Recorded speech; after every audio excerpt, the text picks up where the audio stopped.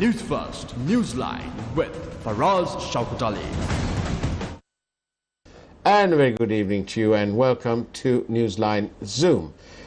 Newsfirst is carrying out some of these programs using Zoom because of a growing concern for this about the spread of the pandemic COVID-19.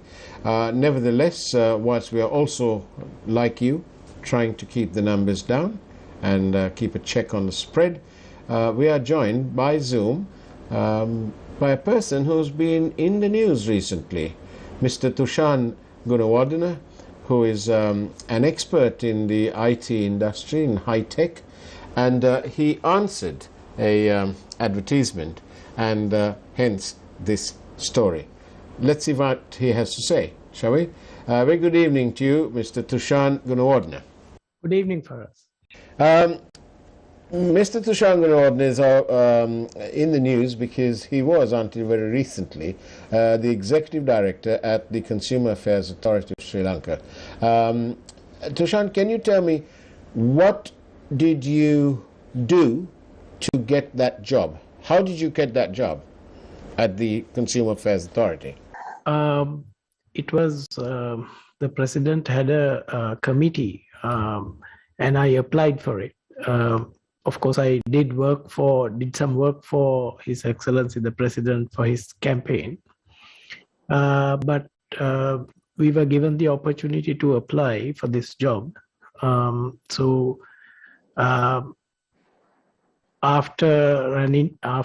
they have evaluated my documents, they offered me this job.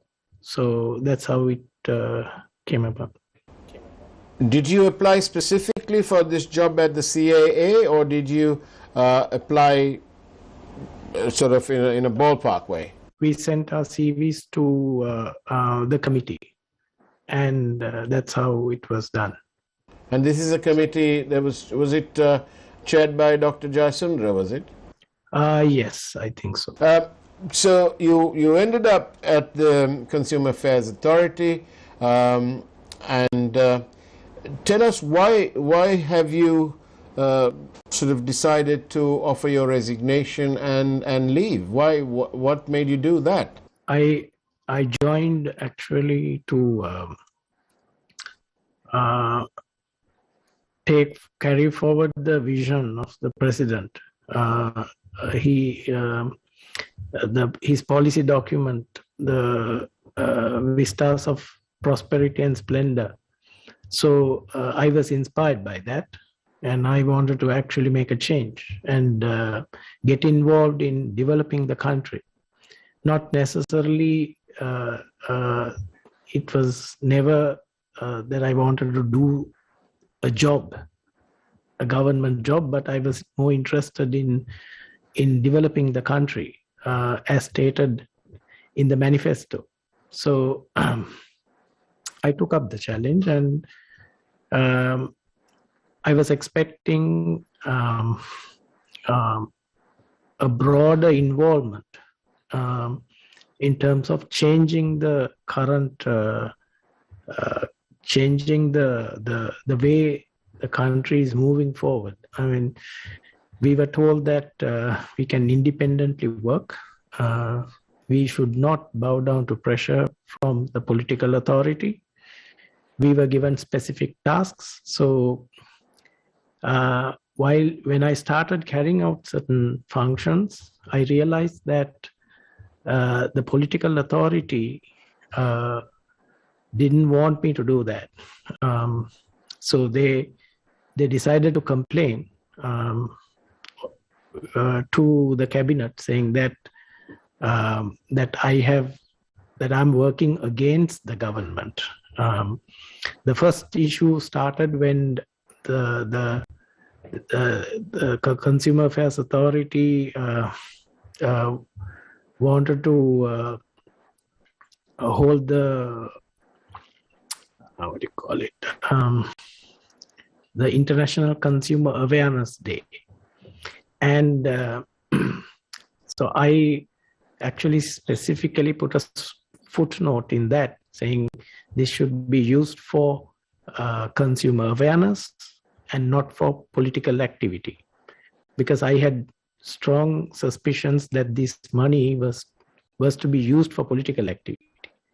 So I raised my concerns, but nevertheless, I authorized it because the board was also willing to part with the money. So that created a problem because the ministers got very upset that they even went to the cabinet and told, look, the executive director apparently doesn't want us to come for the Consumer Awareness Day. So they completely distorted my message that the note that I put on the authorization document that was for everyone's safety. So various issues cropped up within the last 1 year, I believe, where there were instances where our own Consumer Affairs Authority Facebook page was, if I say hijacked, that would be appropriate because the page was taken over by the minister and his photo was there on that.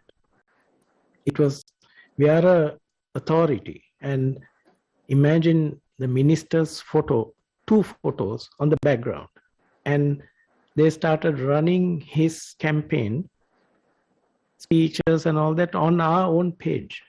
It was a verified page, so I immediately got that removed. So these things made the ministers were very upset over what I was doing. So I tried to make it very independent instead of being biased to a party or becoming the minister's private property. So as a result, there were various issues. The last issue was about 2 weeks, 1.5 weeks back, where there was a agreement that was about to be signed by the minister with the cement suppliers, milk powder suppliers, and the wheat suppliers. So meaning that the Consumer Affairs Authority was told to get into agreements with these companies. The promise was that we will give a price increase, and after that, they had to sign the agreement. So by the looks of the agreement, it's fine because it gives, it paints a very good picture about them having to keep adequate stock.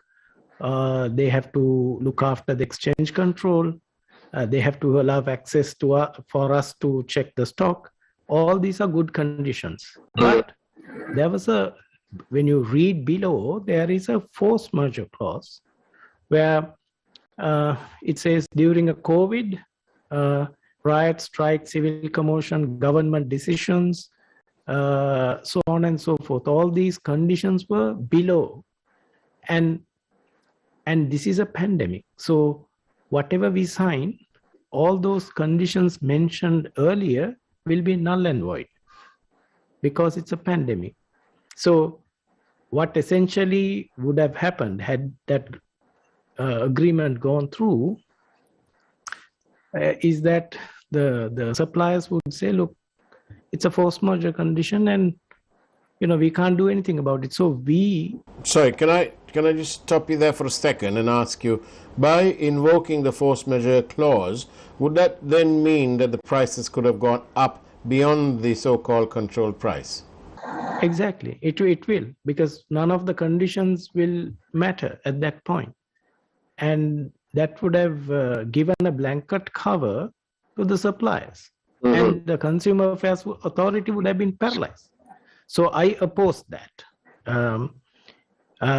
When there were most of the directors were for it, saying that the ministers have appointed us and we need to do what they say. So, but I opposed it, saying that I'm not here to do what the minister wants me to do. I'm here to do what the Act says. So, and to uphold the Act. So these are the issues that came about.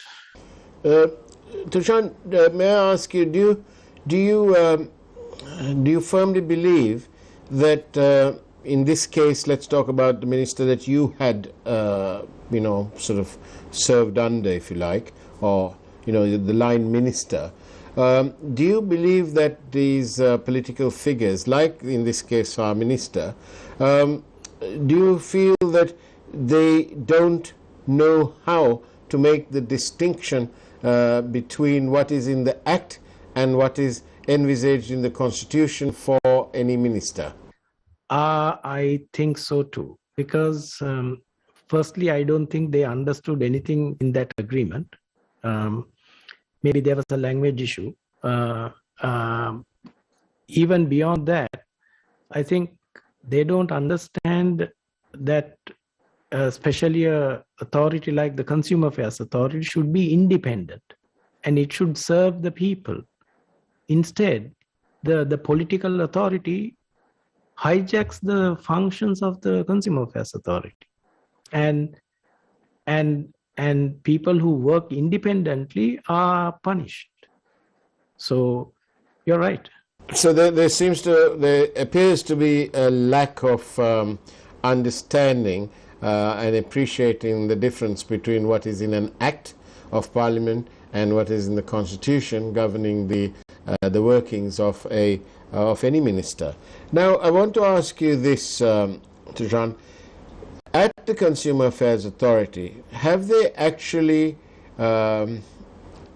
taken action on a regular basis against people who have impinged on the people's rights, for example, in terms of quality or price or whatever?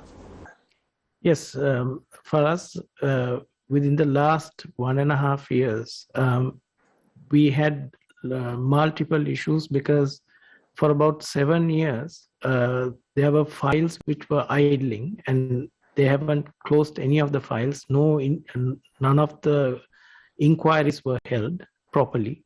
So we had almost 750 files as a backlog. So within the last 1.5 years, we managed to clear up almost 500 files. Mind you, this is along whilst conducting raids, taking the authority functions forward. So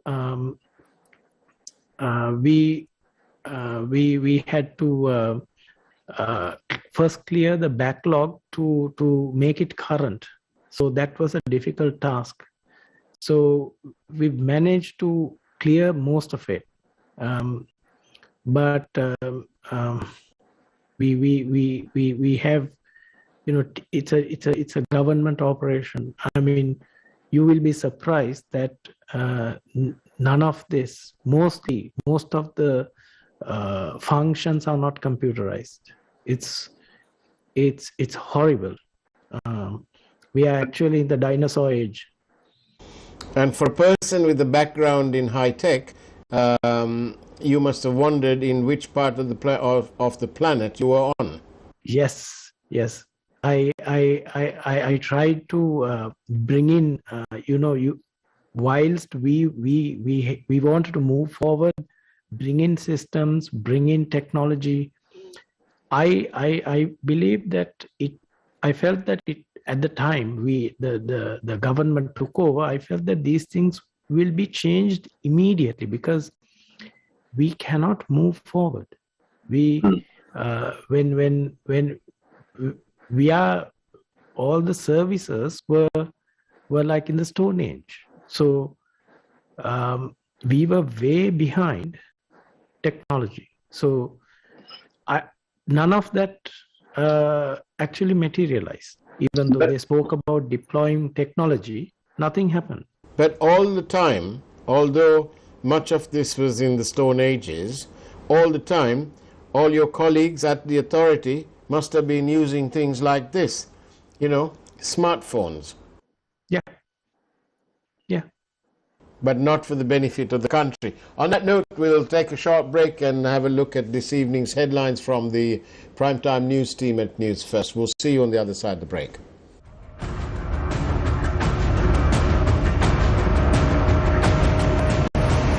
Newsfirst. Newsfirst. Newsline with Faraz Shaukat Ali.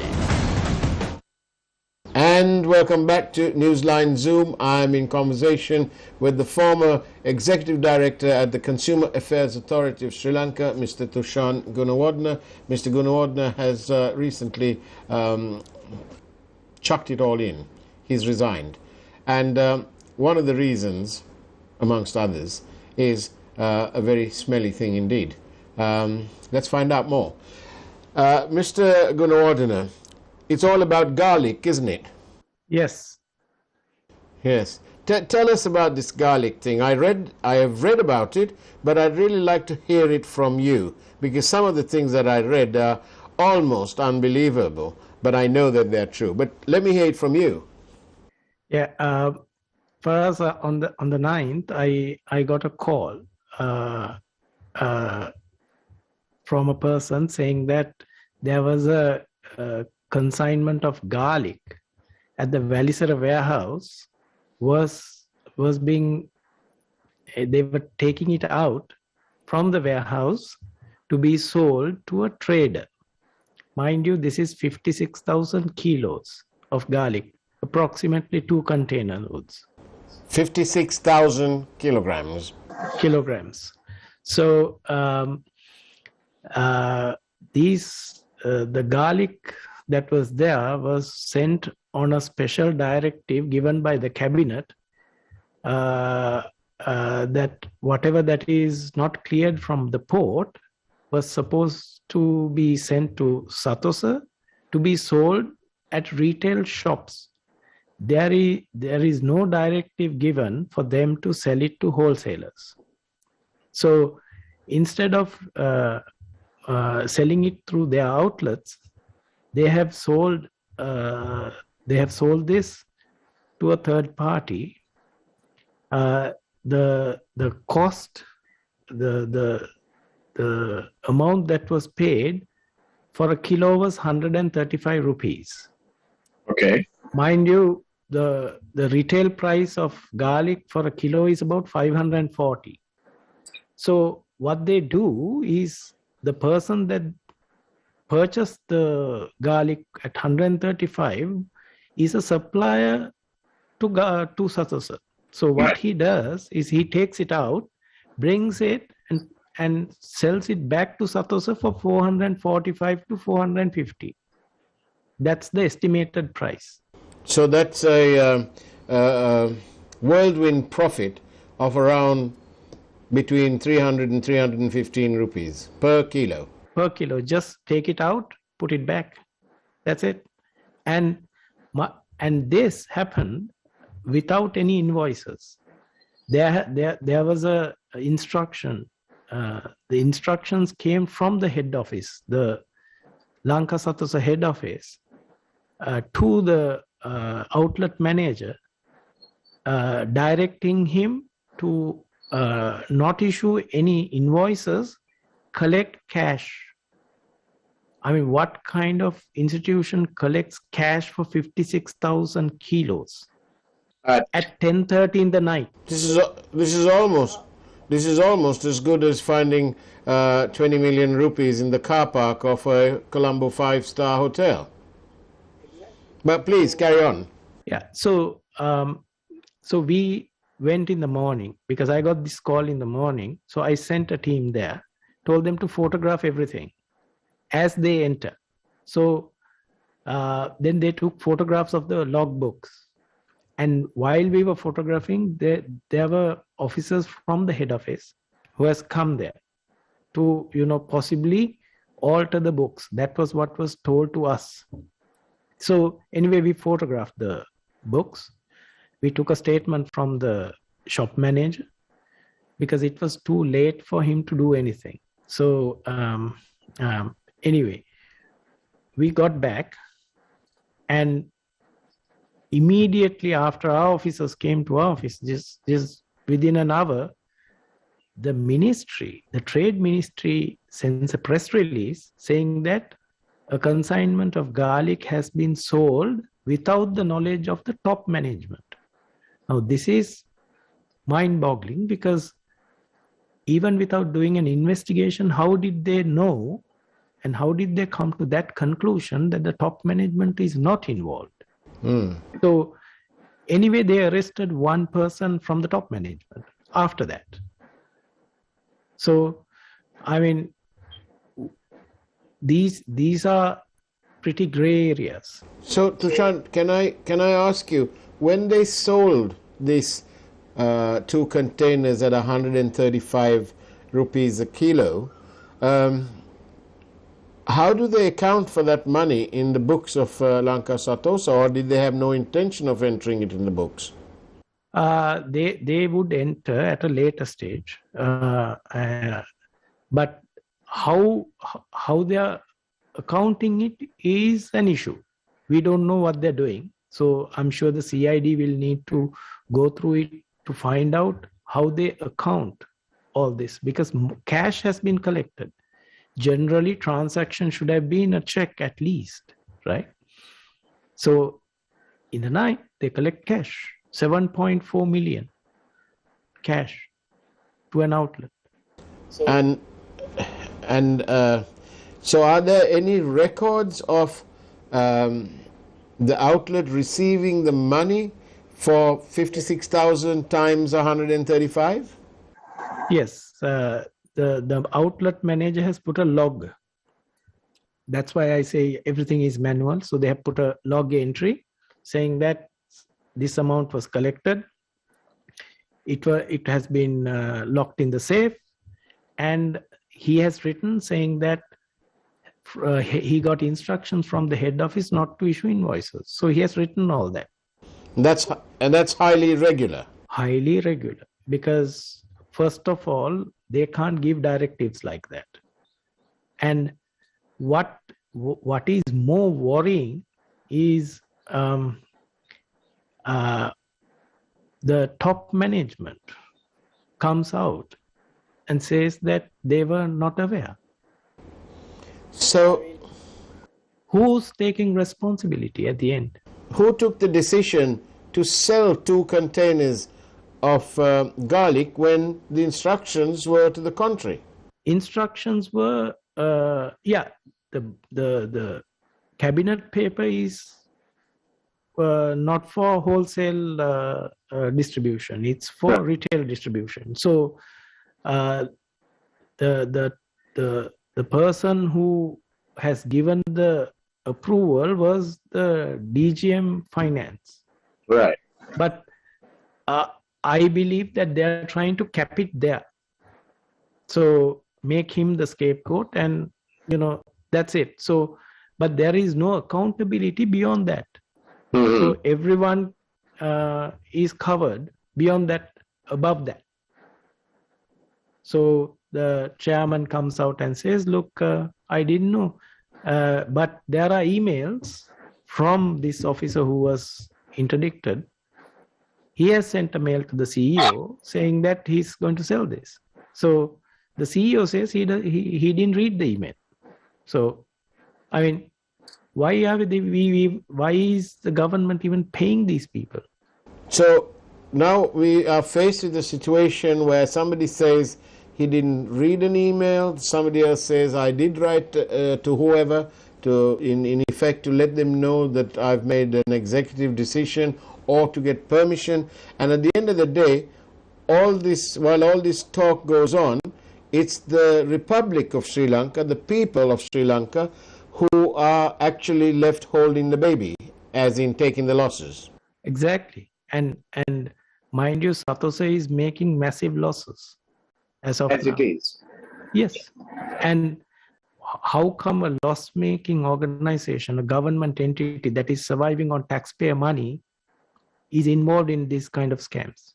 And worse, the top management, meaning Satosa, ministry, everyone says they don't know.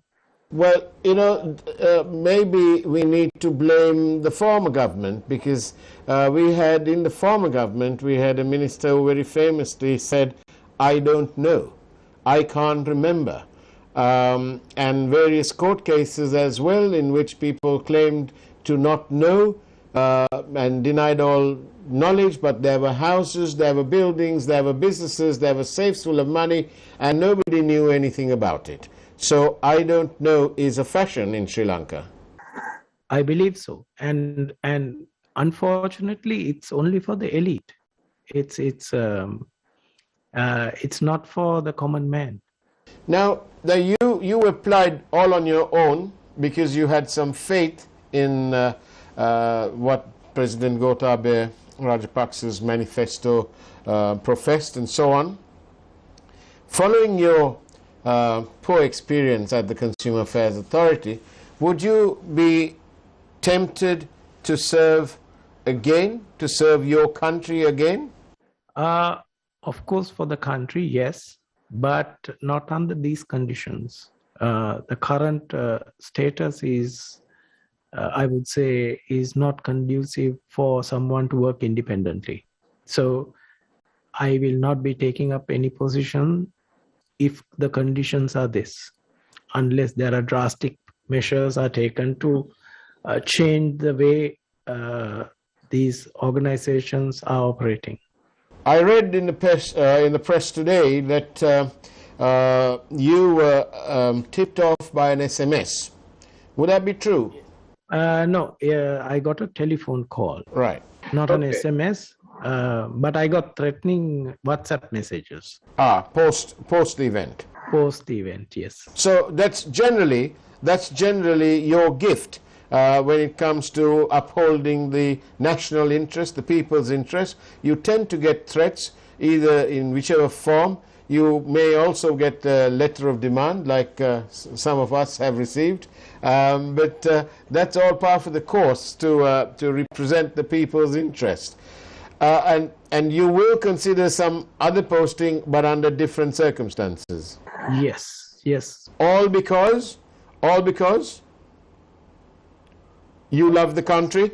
Yes. I even though I worked overseas for many years, I believe that this country has something that I cannot explain. Why I keep coming back, and I believe that all Sri Lankans feel that. So irrespective of which community you belong to, I know most of the Sri Lankans who are overseas who want at one point to come back to Sri Lanka. So, but the situation I believe is not good right now. Sri Lanka matters. Thushan Gunawardena, thank you very much for being on Newsline Zoom. We appreciate your time. Thank you, Faraz. Thank you. And that's the way it was on Newsline Zoom. Do remember, if anyone can, Sri Lanka can. You, me, and everybody else together as one country. Take care, have a great evening, and as always, God bless you.